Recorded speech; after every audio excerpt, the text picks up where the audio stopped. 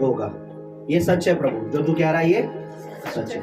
और जिनको आमीन का अर्थ, जिनको बात समझ नहीं आती, वो सिर्फ बुत बने रहते हैं। बुत, बुत पता है किसको कहते हैं? स्टैचू पता है? मूर्ति को। मूर्ति ना तो कोई रिएक्ट करती, ना वो हिलती है, ना डुलती है। अगर आप एक जीवित परमेश्वर की वर्शिप करते हैं, अगर आप एक जीवित, आप बताइए कितने, आप कितने लोग ये बिलीव करते हैं कि हमारा परमेश्वर जीवित है बिन देखे? देखिए, परमेश्वर दिखता नहीं है। मैं अक्सर बोलता हूं, हमारा परमेश्वर दिखता नहीं है, एक दिन दिखेगा। लिखा है, हर आंख मुझे देखेगी और जो विश्वास नहीं किया वो अपनी छाती पीटेगी, क्योंकि वो नरक में जाने वाले होंगे। अच्छा, तो हमारा परमेश्वर दिखता नहीं है, पर दिखाता है कि वो ही परमेश्वर है। ये जो हम गवाहियां देते हैं ना, ये गवाही उसके जीवित होने की सच्चाई है। उसके काम दिखाते हैं कि वो जीवित है। उसका वचन जो पूरा हो रहा है, लिखा है मेरे आने का चिन्ह होगा, जाति जाति पे लड़ाई, देश देश पर चढ़ाई, हुक्म होंगे, अकाल होंगे, महामारियां, बीमारियां। अभी जो कोरोना गया है ना, ये कोई इत्तेफाक नहीं है, ये खुदा का कलाम था, प्रभु यीशु मसीह के मुख का वचन था कि मेरे आने से पहले महामारियां होंगी।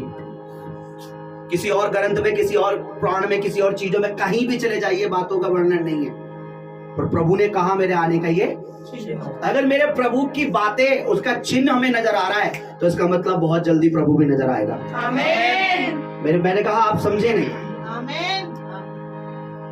हम ऐसे परमेश्वर की आराधना कर रहे हैं जो देखने, सुनने, बोलने वाला परमेश्वर है, छूने वाला परमेश्वर है। कितनों को खुदा का रूह छूता है?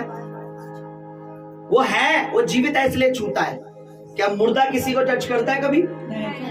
कभी ऐसा हुआ है कि किसी मूर्ति ने, किसी पत्थर ने आके हमें छुआ हो? लेकिन जब प्रभु की उपस्थिति आती है, परमेश्वर की हुजूरी आती है, प्रभु जब हमें छूता है, पवित्र आत्मा हमें छूता है, तो वो टच कर। लिखा है अंत के दिनों में मैं धरती पर ऐसे चिन्ह दिखाऊंगा। प्रभु ने कहा मैं चिन्ह दिखाऊंगा, आकाश में चिन्ह दिखाऊंगा। आई लोग हैरान, अरे क्या हो रहा है? अरे परमेश्वर का आत्मा जहां आएगा वह कौन टिक सकता है भाई? बताइए। अगर अभी तूफान, आंधी बहुत तेजी से आने लगे और हम सब लोग बाहर हो, हम में से कोई खड़ा रह पाएगा आंधी के सामने? बोलिए। नहीं। मुझे आवाज नहीं आ रही। नहीं। तो आंधी को बनाने वाले परमेश्वर के सामने खड़े होने की क्या हमारी हैसियत है? नहीं।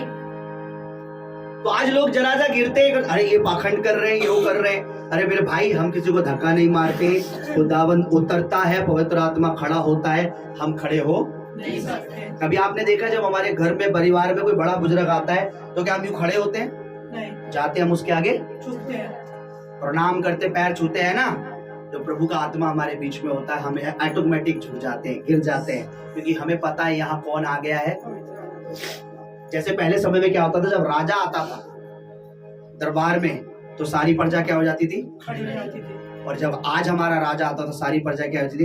गिर जाती थी। पूरा लिखा, मुंह के बल उसका दंडवत। लिखा है मैंने स्वर्ग में एक चिन्ह देखा। जॉन कहता है, यूहन्ना कहता है, मैंने स्वर्ग में एक चिन्ह देखा। क्या देखा? 24 प्राणी, हजारों लाखों स्वर्ग दूत पवित्र मेमने बर्रे के आगे क्या करे? मुंह के बल गिरकर उसको। अरे भाई, जब स्वर्ग में बैठे उसके सामने गिर रहे, हम तो जमीन पे बैठे हुए भाई। तो गिरना और गिराने वाला खुदा, मतलब उसकी उपस्थिति में हम खड़े नहीं हो पाते। आंखें बंद करें।